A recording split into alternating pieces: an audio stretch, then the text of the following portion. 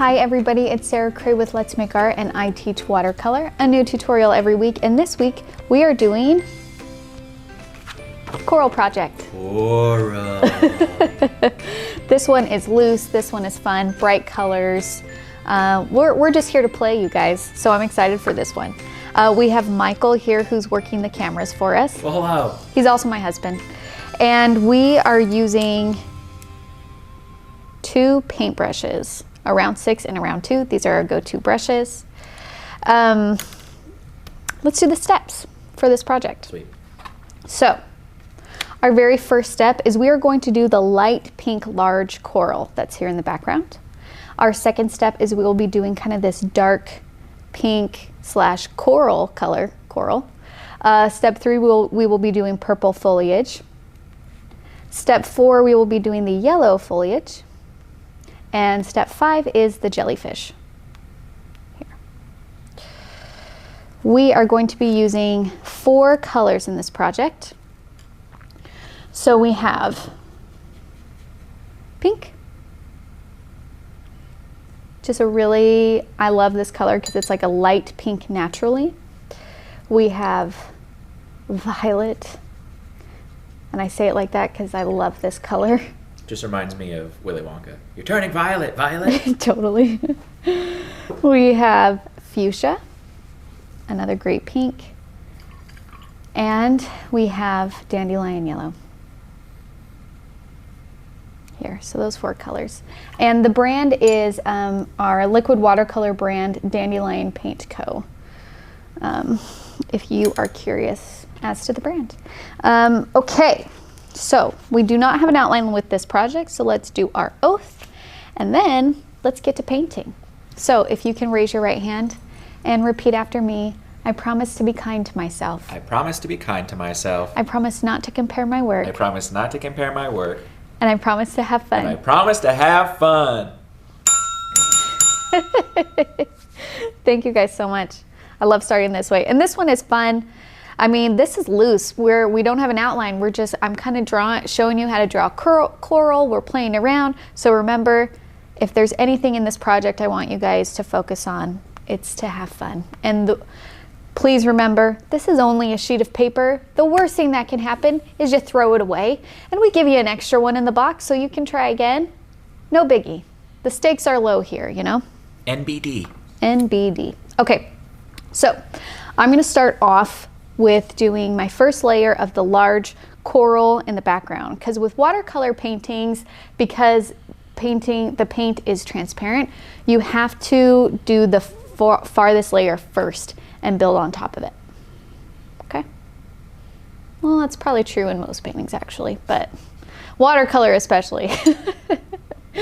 All right, so I got my round 6. I'm going to pick up just this pink.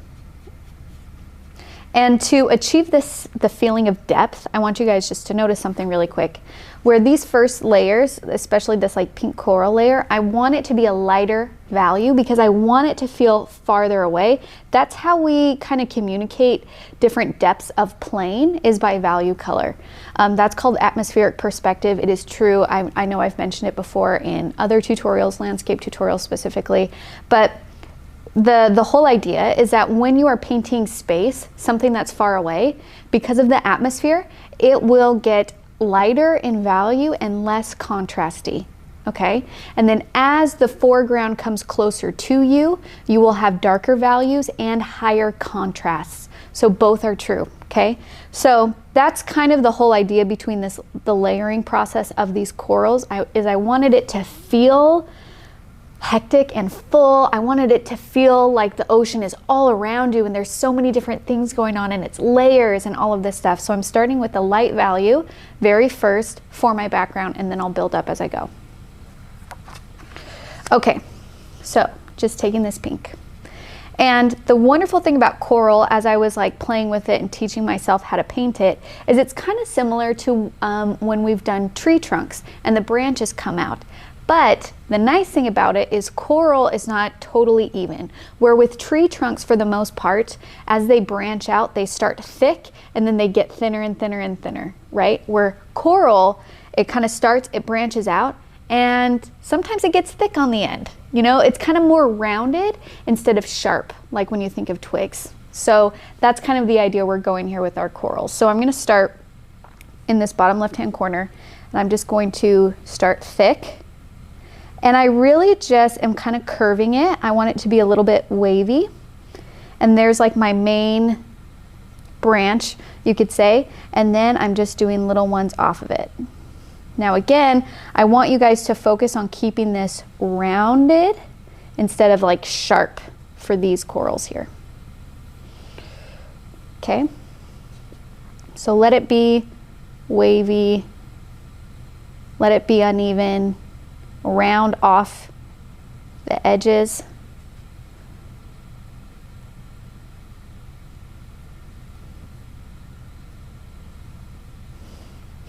It was funny because I was kind of actually stressed about like teaching myself how to paint coral, because I was just like, oh, I got to make sure I, you know, communicate this well and all of this stuff. And then as I started, I was just like, this is way easier to paint than tree branches because it's like rounded and it's kind of like a little bit more flowy and wavy. And it doesn't have to end so sharp and thin. It really gives us a little bit of freedom. Okay, so there's one, and I'm going to do that all around the edges of my painting. And I'm going to have them all face towards the center. I don't know if you guys noticed that here, but for the most part, the bottom ones are coming down, the top ones are kind of going up. That's because I want to draw the attention to the center. So same thing. And also remember to dip your paintbrush into the water. The wonderful thing about watercolor is you have to treat the water almost like it's a paint color itself. And so really play with the different values. If you want a darker value, you're going to grab just the paint. If you want a lighter value, you're going to grab more water.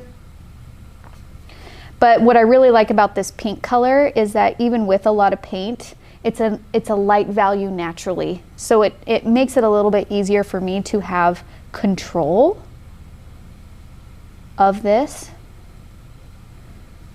because it's just light. All right, Sarah. Yeah. Coral. Coral. Plant or animal? Animal. Good. Good, good. Is it? Yeah. I figured it had to be if you were asking me that question. What kind of animals do you think coral is related to?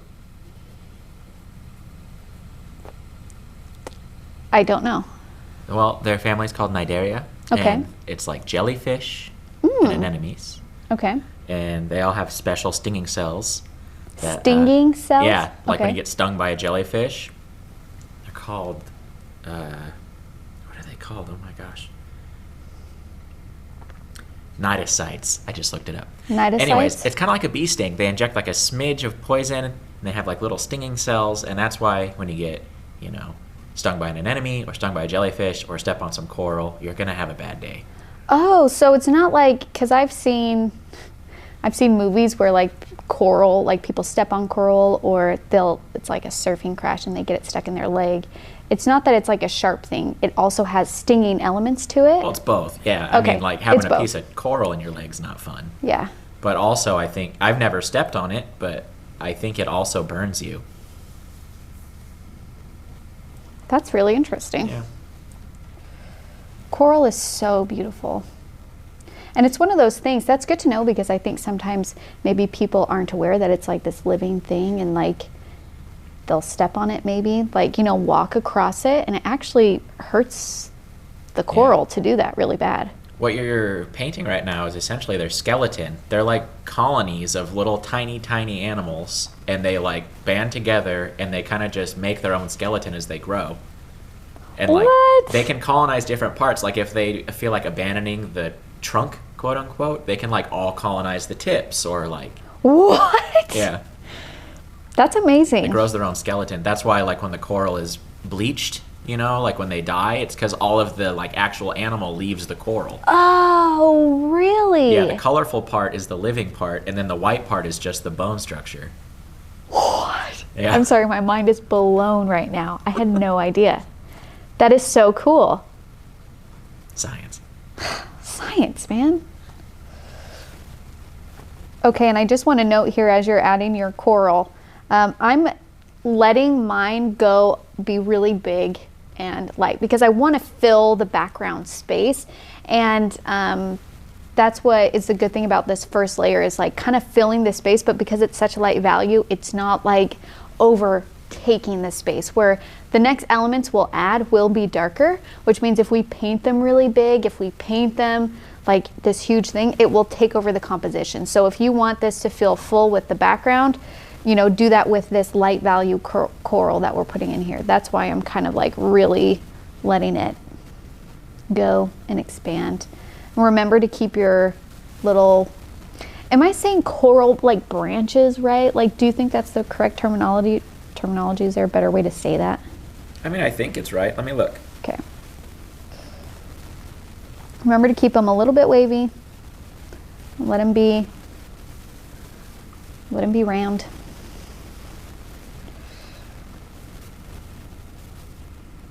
And I'm also doing multiple layers too, because that's the interesting thing about coral, is it's three-dimensional, right? So there's different trunks going on, similar to like a tree, where there's a whole nother section that's branching out up on the other side or the back side, even if they're kind of coming from the same spot. So that's why I have like layers here going on, because it's kind of like all coming up together, and you would see the back side, you know, or the different layers of it.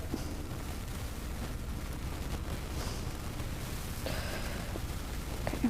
And I might, like, keeping that in mind, where this is where I'm really taking the opportunity to let this be the background, I'm going to come back to this top left-hand corner and do a little bit more, let it reach over a little bit more. Okay, I have an addendum to my coral speech. Okay. Okay, so the like bone structure that they're making, you know what a barnacle is? Nope. A barnacle is like that crusty thing they live on the side of ships. They look like a little volcano. Yes. And they have little arms. Yep. Okay, so a coral is like a zillion of those. They're tiny little ones, okay? Okay. And they attract algae in a symbiotic relationship. Oh. That's what the color is. It's a specific algae. It's an algae. But like, again, when the coral is quote unquote bleached, the algae leave it. And the little polyp that lives inside of the cave that sticks its little arm out, it dies also. Okay. So the algae can't live there if the polyp's not there, and the polyp can't live there if the algae's not there. Okay, that makes sense. And I think calling them arms or branches is probably fine. I'll call them arms. Okay, so that's step one. We did it. Good job. And that is that this same basic structure is what we are going to use for our next step, which is like our dark pink / coral color, these ones here. You can see I dropped in some yellow on some of them for fun, because I like that. So it's basically the same shape that we did here, except I'm going to do it a little bit smaller. So I'm still going to use my round 6. I'm going to grab some fuchsia. Just such a gorgeous color. I love how bright this color is. And I'm going to also do another little pile here of a little bit of yellow mixed with the fuchsia, which makes this really gorgeous orange. And I'm going to start. So I'm going to kind of remember have the arms come out of like the base here. And I'm going to have this, I'm going to drop in some yellow. And just remember to try and keep it smaller than what we painted earlier. Round out, let those tips be round. And again, this is the wonderful thing about painting things in nature, is I am sure somewhere there is coral that has different like growth patterns and different sizes, and maybe the top is heavier than the bottom. Like, so don't get too caught up on that. Caught up on it, get it? Because it's coral and you get caught on it. It's too much of a stretch. Too much of a stretch. That was a good try, my though. dad jokes were great today, so that's a success for me. Ella did? Yeah. Ella is me and Michael's 9-year-old daughter. She's the best. And she thinks Michael is hilarious. She loves his puns. So again, just keep on going. I'm making my arms a little bit thinner just because I'm trying to keep this smaller in scale. Still rounding them though. And they can kind of wave out like this.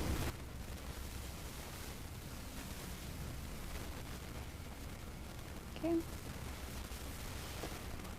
And if you want to, you can drop a little bit of water in there. You can drop some yellow. Play with it. You're going to get some cool textures, some interesting textures. And remember, our hope with this project is to have fun and explore and play. So do that. Give yourself permission to do that. Okay, so I'm just going to do the same thing across. So I'm going to start here. And you'll notice that I'm trying to work in between the elements that I already put down. I'm not totally layering right on top at this point. So I'm just trying to kind of fill in this space.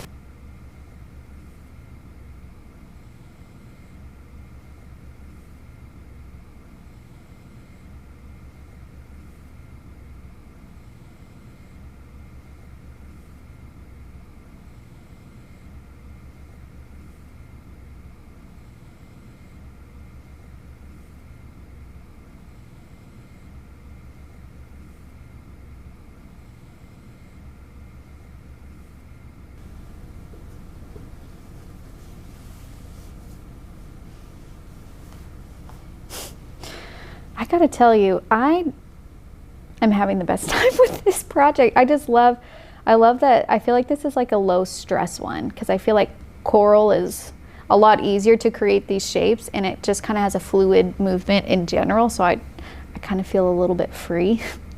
It's nice.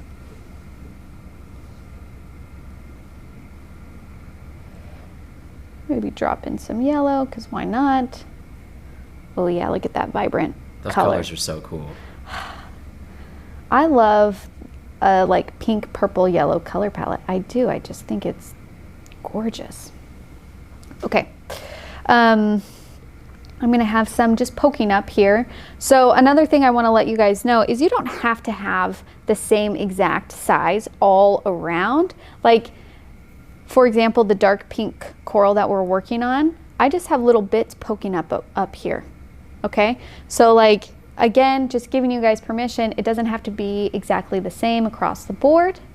You can have different moments entering the composition and leaving. They don't all have to match.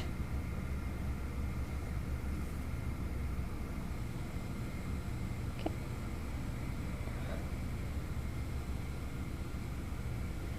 Okay. Do the same thing over here with really just kind of the tips poking out. Again, not focusing too much on crazy shapes. I'm just kind of like making marks with my paintbrush. And if I get an uneven or a wavy line, no stress. And then this one I want to be a little bit higher. I was about to make it the same exact place on this one, but the other side, but I want it to feel, let me finish that thought. If I do one that's in the same spot that mirrors this one across here, it's going to create a strong implied line across the middle of my composition. So I don't want that. I want it to feel staggered. So I'm going to move my coral up from that so then the lines I'm creating are more across, like diagonally from each other as opposed to completely horizontal. Because our brain is amazing in the way that it looks for patterns all of the time. I mean, brains are extremely efficient, right? And that's why it sometimes gets really tricky to draw, is because we have to paint what we see instead of what our brain tells us we see, which I know sounds funny, but it's true. It's a little bit tricky to stop and like actually pay attention to what is happening in front of you instead of your brain being like, oh no, that's a hand. You know what's going on with that. Like, move on. We got other things to think about. You know? Mm-hmm.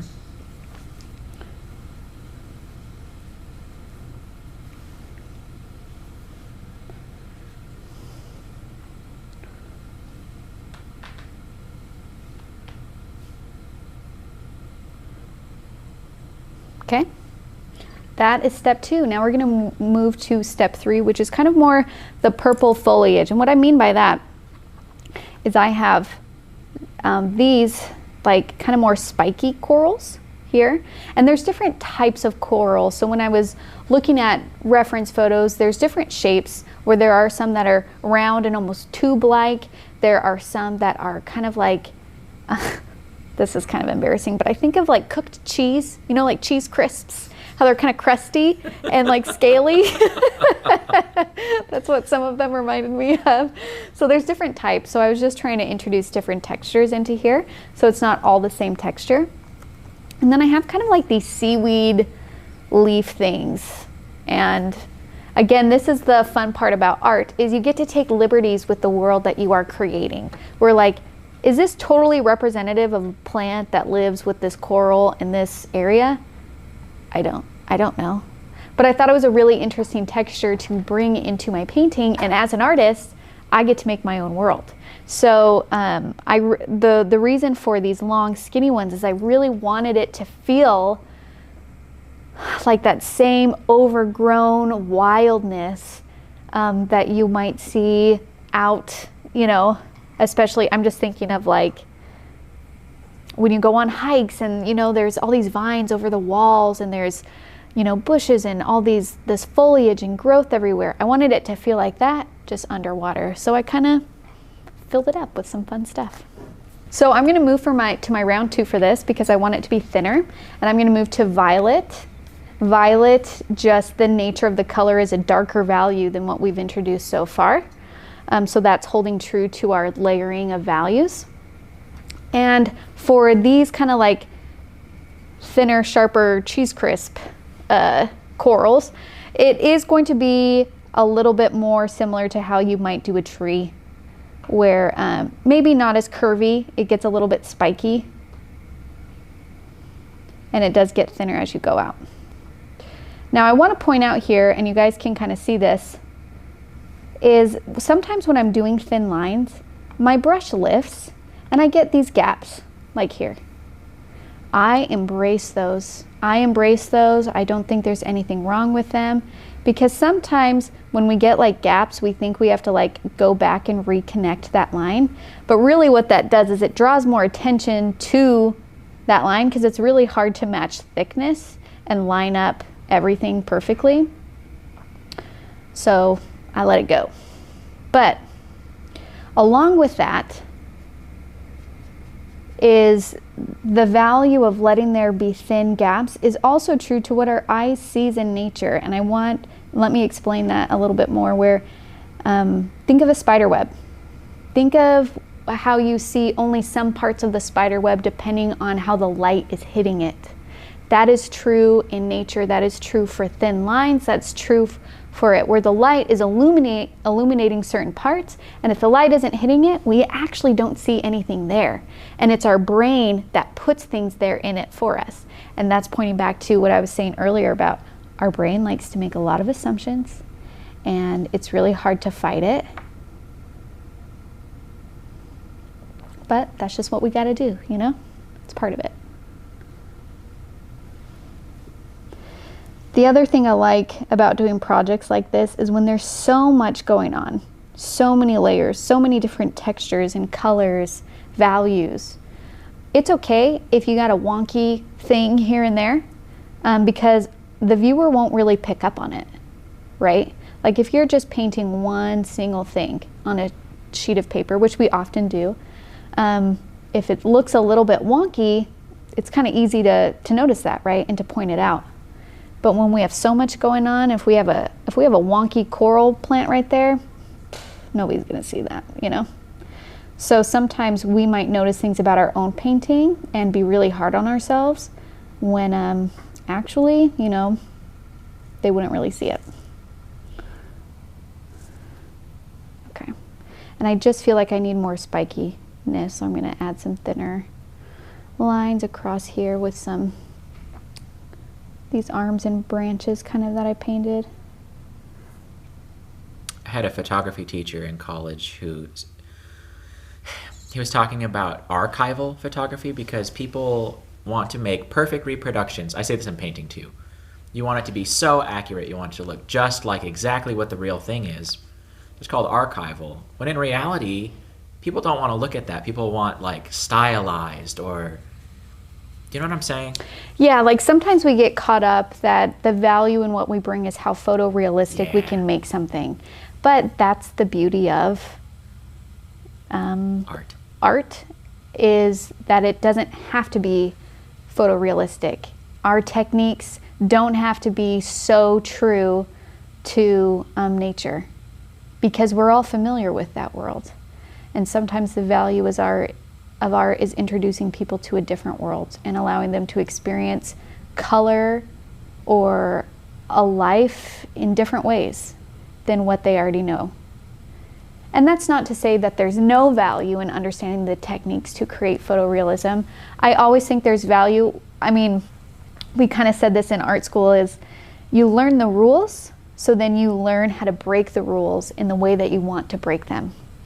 And so that's why I try and give you guys information so you guys can, you know, if your goal is to do a portrait of a dog, I want you to have all of the tools to do that. But maybe if your goal is to do a portrait of a dog with a crazy party hat on a rainbow and you want that to look realistic, you can do that. You know, you can break different rules, or, you know, I don't know. There's value in both. I hope you guys know that you have the freedom to not listen to me and do whatever you want. But I want to give you those tools so you feel comfortable making those choices.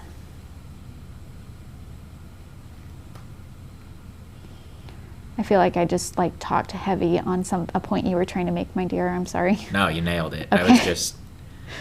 I think people were afraid of adding vibrance or any additional color to their photographs. And the teacher said there's archival and then there's creative. And you need to choose, if you're making an archival thing to really represent it, sure, but know that going into it. Yeah. It's okay to be creative with your stuff. Yeah. But you said it better than that.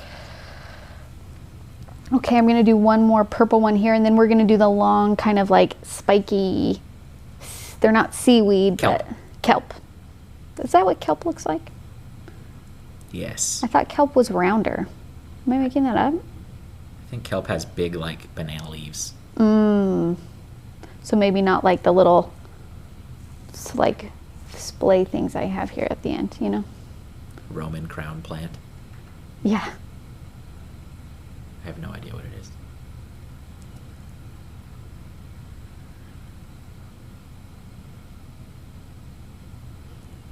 Okay. And this one I decided to do rounder, kind of like these, instead of spiky over here, because it's my painting. And I decided to do that, but you don't have to. You guys can do whatever you want. Okay, now we're going to do like our long spiky things. So I'm going to take, and I'm going to mix a little bit of fuchsia into these. It makes a gorgeous kind of like magenta color. One of my favorite colors actually to paint with. A really like deep pink purple. And I'm going to do thin lines. So if you have trouble doing thin lines, or if you have no idea how to do that, we have a beginner series video where I go over that. So if you need to pause here and look at that first, please feel free to. But to do thin lines, you're going to want to do light pressure, vertical hold straight up and down. And I'm going to have this go out kind of more towards the center. Like that. And then I'm going to do little lines off of it and then kind of fork them.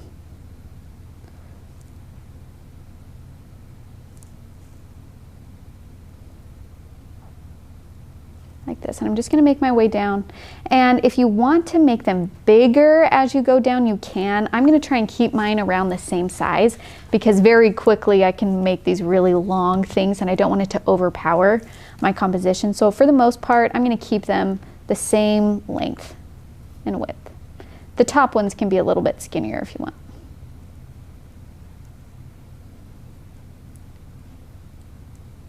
These kind of remind me of like tassels.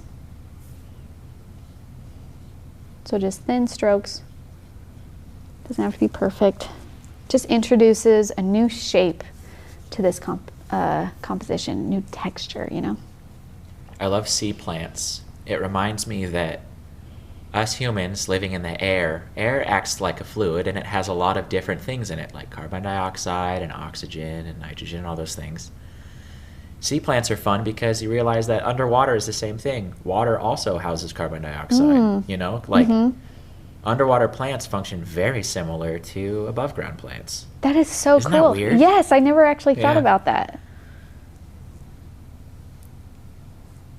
It also reminds me how little of a world that I know, where, I don't know, I just feel like we're so used to our shapes of trees and grass and bushes and things like that. We're so used to those forms. And in this huge part of our world, there's a whole other set of forms that I'm just not used to seeing. You know what I mean? Yeah. It's really exciting to be able to experience something different than what we know. Underwater is also very interesting because you think about, like, we've explored every cranny on this planet, but the ocean is so terrifying and deep. It's so much easier to explore space because it's just a vacuum. When you get to, like, the depths of the ocean, you're dealing with 1,000 atmospheres of pressure. You know what I mean? Yeah. Like, and it's so black that the sun, very, very shallow into the ocean, the sun can't even penetrate. Like, it's just black and so pressurized. And we just have explored so little of it. Yeah. It's weird. There's still mysteries. So many. But that's kind of exciting too. Okay, so I'm kind of just going around and adding these kind of spiky kelp, is what we decided to call it, around. I'm playing with the direction in which I'm putting them in. Some are going up, some are going down, and that is to say, I'm just being aware of the inclined lines that I'm making, where if I want the viewer to have their eye move up, then I would make sure that everything I put in is angled up.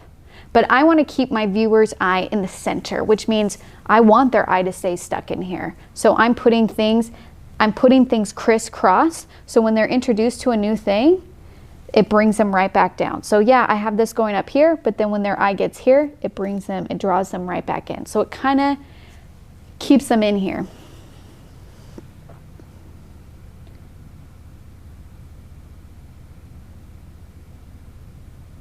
Doing some thin, scratchy lines. Yeah, just thinking back to your comment, Michael, about how, like, deep and unknown and dark and sometimes scary, like, it's interesting, like, how I just think about, like, explorers and deep divers who, like, learn and train to, like, go deep and see how far they can go and see what they find and all of this stuff. I find that incredibly scary and brave. Totally. I also like to think, like, when you think of, like, Future Man and they're in space and they're colonizing Mars, you know what I mean? Like, for us, that's easier. Like, Future Man is exploring the ocean. Like, the vehicles that we send to the bottom of, like, the Marianas Trench, like the deepest parts, are so primitive. You know, like, our spaceships are getting advanced and they're getting, like, really purpose built, but our ships that go to the bottom of the ocean are still babies. Little baby ships. Okay, so we are going to move on to step 4, and I named this yellow foliage, and I'm realizing now that's not totally fair, because there are some elements here that I'm going to introduce that are not yellow. So if you look closely on the reference photo, I have some, like, loose leaves, and then I have some, like, dots. Like, I was thinking almost of like wheat, you know, like wheat, how it has those dots, or like little buds of flower. Can you, like, flower buds or something like that? So I've done that in a light purple and a yellow and a little bit of pink. So I'm just going to put that in. And the point of those is I got my, like, heavy anchored edge items in. Now I need filler. But if I do too much filler, that's a dark value and thick, it will overtake my composition. So I'm doing thin, light value because it will make it feel full without actually making it heavier. Does that make sense? So, and this is where I give you guys total room to play, and I'm gonna, like, just start introducing there's not going to be like rhyme or reason besides trying to fill up some of these spaces in between the chunks. So I'm going to be doing some leaves. And I want to point out here that I'm not filling the leaves in. It's like a line drawing of the leaves.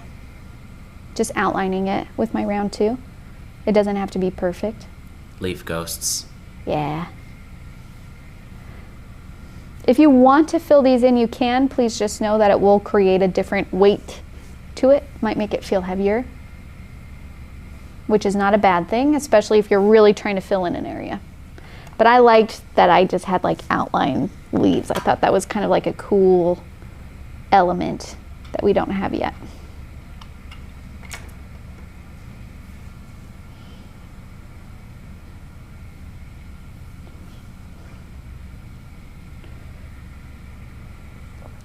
And I like doing little line drawings with this too with my paintbrush because it teaches me to, if you could like draw with your paintbrush, it's a really great practice on the thin and thick lines.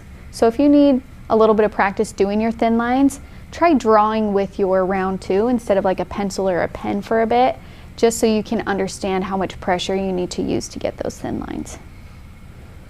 Okay, I'm gonna have some over here.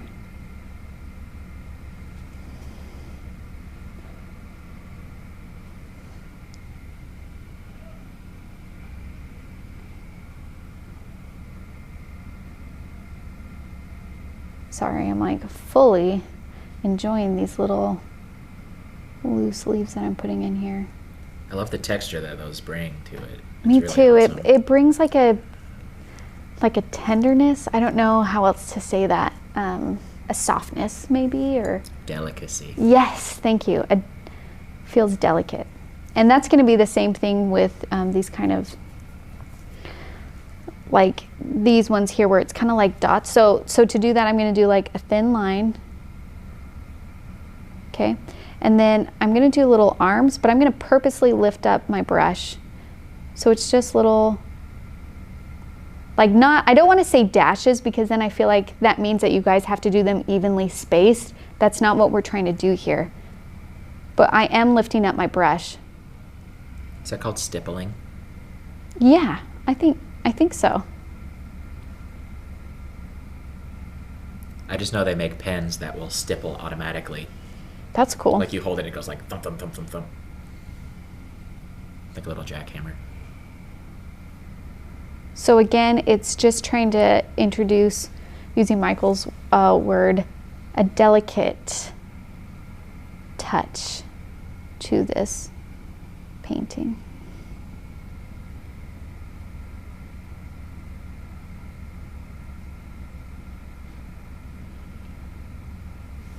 This is such a great project just to play with different, understanding the different ways your brush can move, mark making.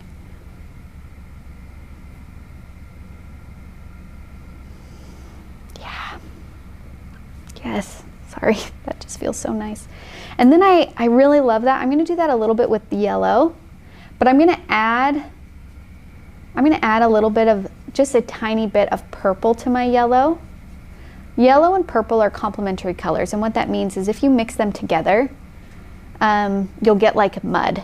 But they're a great tool to use if you want to tone down the vibrancy of one of the colors. So dandelion yellow naturally is a very, very vibrant color.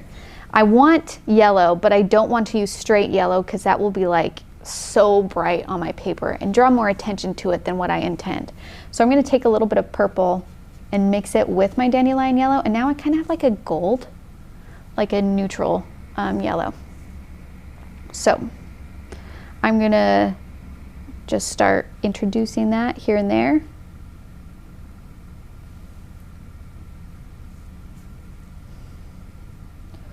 But I want to point out when you're mixing that yellow, if you do too much purple, I'll show you what it looks like if you do too much purple.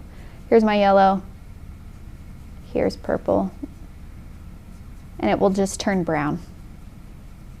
A gorgeous brown, by the way. That's what I was going to say. Like, it's a good brown. Yeah, yellow and purple actually is one of my favorite ways to mix brown because it's just really rich. Yerple. Yerple.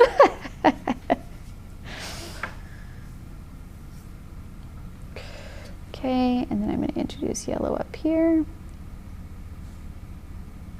Again, kind of mimicking the like branch, the opening with the arms, but doing dots. This painting makes me feel like I'm laying on the seafloor, relaxing, looking up. I love like, that. And the like stuff is just kind of over you. Yes. Well, it was funny because I knew I wanted to do layers of coral and I knew I wanted it to feel full, but it was about at this point where I'm like, I am making everything point to the center and I don't have anything in the center of my painting. So that's when I decided to add the jellyfish, because I'm like, this is pointing towards something. What is it pointing towards, you know? Well, the obvious answer as a Missourian would be the Chiefs symbol. Just Patrick Mahomes, right? Like a portrait of him. They're going to the Super Bowl. That was funny. But you can even combine. We have a mermaid also in this February subscription box. If you got one of those, you can put the mermaid in the middle here too. Awesome. That would be really cool. Like you can write something, a gorgeous quote. A mermaid or a mercer, if you prefer. If you prefer, absolutely. Mercer. I just did. I did jellyfish. I thought the looseness and the shape did really well in here, and we did a jellyfish tutorial before. I think it was last February, actually, maybe. But so I'm not going to go in too much detail how to do it because I already taught how to do that. But I just wanted to point out, if you need a little extra support on doing that jellyfish, you can hop on over to the jellyfish tutorial where I really go into detail about how to make those little guys. I'm dying inside about my jellyfish facts. It's killing me. Good. Well, I'm glad I mentioned that, because then when I start painting the jellyfish, Michael's like, all right, here's my time. Okay, so I'm feeling really good. I just want to call out some things that I'm noticing as I'm making this for you guys. One of them is I'm starting to fill up the space. I still feel like down here is a little bit empty. I feel here is a little bit empty, and I think here also. So I'm gonna go through and just add different elements. I'm gonna just pick and choose. There's not really gonna be rhyme or reason. I am gonna keep them small, thin, light though. I don't want it to feel too heavy.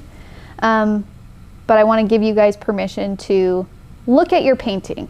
Your painting is gonna inform you as you go. So maybe some of the areas I pointed out on mine, you don't have gaps there because maybe your coral was a little bit bigger or maybe it went a different direction.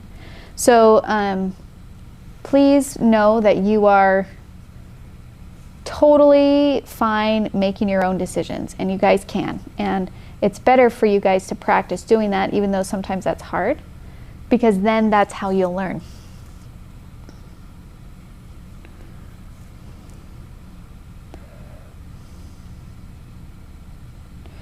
And this one down here, I'm looking at my reference photo, I did like kind of like a seaweed shape, and then I did veins on it. So you can do little lines.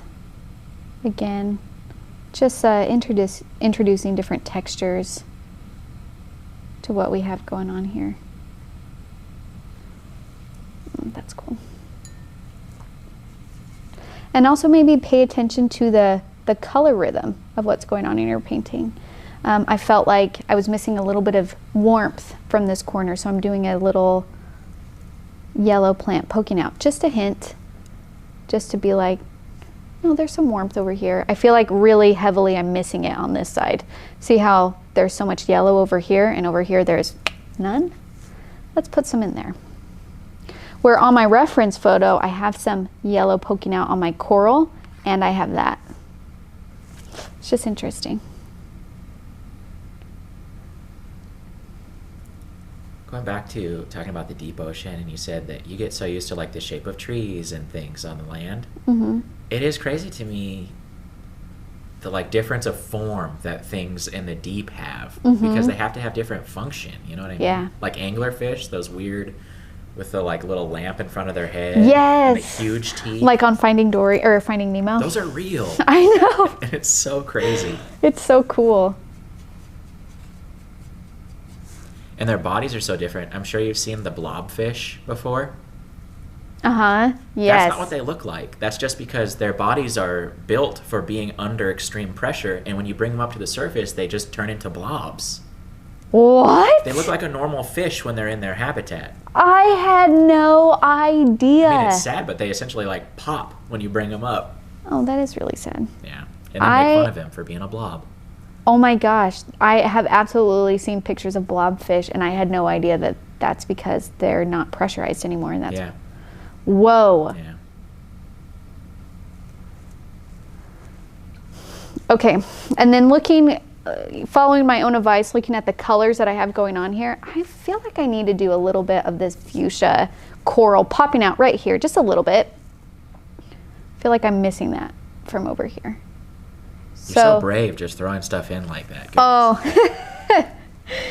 it's true, but you know, it's one of those things where, remember, it's just a piece of paper. I know it seems scary, adding a bold color or maybe trying something new. Worst thing that can happen, you got to do it again. And if you're worried that your time is wasted, let me tell you, time wasted doing something you enjoy is not time wasted at That's right. That's why I eat all the time. From the words of Michael. Me too, man. Me too. Okay. All right. That feels good. I feel good about the edges here. Now we're going to add our jellyfish. So I'm going to, Michael is so excited to tell you facts. But before, I just want to go over the shape of what I'm doing. So I'm going to teach you guys one, and then Michael, you can tell us all about jellyfish. So for the round part here, I'm going to use just water and make like a half curved circle. And then I'm going to drop in color. You can use whatever color you want. And it's just going to move and bleed in the most glorious way that only watercolor can do. Okay? And then I'm going to do I'm going to switch to my round 2. And I'm going to do some wavy lines, like back and forth waves, and drop color into that. Or if you just want to do it simultaneously with the color and just pull from what we already put down. That color is so good. Isn't that a good color? Dang. And kind of let them get thinner as you get to the bottom. Have them kind of go overlap with each other. And then we're going to do long, thin lines, and that's our jellyfish. So we do have a tutorial going more into detail about this. So this is not the first time we painted these little fellas, but that was just a quick recap of how to paint a jellyfish. And I'm just going to wisp away. Oof, okay. Michael, tell me about jellyfish. I am so ready. Okay, so Cnidaria in zoology is one of my favorite sections because it answered so many questions for me. Okay, what does Cnidaria mean? Cnidaria is the family of animals like coral and jellyfish and sponges and ocean creatures like that. They're named after their stinging cells that I mentioned. Okay. Okay. Jellyfish, when they're babies, are glued to the ground. They're like corals. They're like anemones. They're like little plants on the ground. They spend a long time growing up and forming, and that's called the polyp stage. Okay. Okay. When they're ready to be like reproduction age, they pop off. That's called the Medusa stage. The jellyfish that you know of is the adult form of a jellyfish. What? And they're essentially like a dandelion because like they go up and it's like a forest of Medusa stage jellyfish, and they rain new seeds down to however far they can travel, and it's how they spread. When the seeds land on the ground, they grow as a little polyp again, like a plant, and then they bud into the Medusa stage again and spread more seeds. So like you get these huge forests of jellyfish because that's as far as they can travel. If a jellyfish gets caught in a current and zipped 1,000 miles away, it starts a new forest of jellyfish. Yes. What? Yes. That is... It's not that they're like brainless things. They're essentially more like a plant. They're just like... Whoa. The Medusa phase of a jellyfish is just there to reproduce and kind of spread seeds. Whoa. Yeah. And it, that is so cool. They develop defensive structures, like the little goopies that you're painting coming out of them are stinging cells, so that stuff doesn't go in and eat the like delicate eggs inside of the jellyfish that it needs to rain down. Yes. That's amazing. Yes. The Medusa phase. Isn't that crazy? That is so cool. Anyways, the other fun part is there is a jellyfish, they call it the immortal jellyfish, because it can break off into a Medusa, and at which point, after you spread your seeds, you die. This one can somehow, biologically, it reverts back to polyp stage, and it can land back on the ground and essentially live forever. It reverts to a polyp, Whoa. it recharges, and then it pops back up into Medusa phase. And they're trying to figure out how it's functioning. So they just live forever. They can't until you get eaten. Yeah. But yeah. That's It's amazing. nuts. It resets their this goes very deep into biology, but you age essentially because your cells start to have errors. Mm-hmm. But when this jellyfish lands as a polyp, it resets its cell division count, and so it thinks it's a baby again. So scientists are like, how do we, these cells that are... How do you trigger that? Yeah. That's really interesting. Thank you so much. Oh my gosh, I've been dying this whole Okay, so we're almost done with our painting. You guys know how to do this painting. You also know some really amazing stuff about jellyfish and coral in general. And I just want to make one more note. So at this stage, we put everything in, and I want to mention it is not too late to make changes, even in the way where I'm thinking now, looking back on this, now that this is done, I'm thinking, man, I really wish that I made this coral pop out even more so I could cover this spot right here, because it just is such a white area. You can add that in. I'm going to add it in right now, and it's not going to be attached to anything. It's just going to kind of be, just make sure you add a lot of water because we want it to be a really light value. But I just want to introduce something to this white space so it's not so stark. And you can do that anywhere. Maybe yours is, maybe more up here. You can still add stuff later. You can. Oh, and that just feels so much better to me. The composition on that just feels good. Okay, let's remove this tape, which is really one of the joys of using tape, is when you can get a clean edge here. I notice you're not using blue tape. Any reason why? Just couldn't find some. Well, the reason why I'm not using blue tape is because sometimes the blue of that is so vibrant, and we're working with such delicate values and colors here that I didn't want the blue tape to actually make it difficult for you guys to see what's going on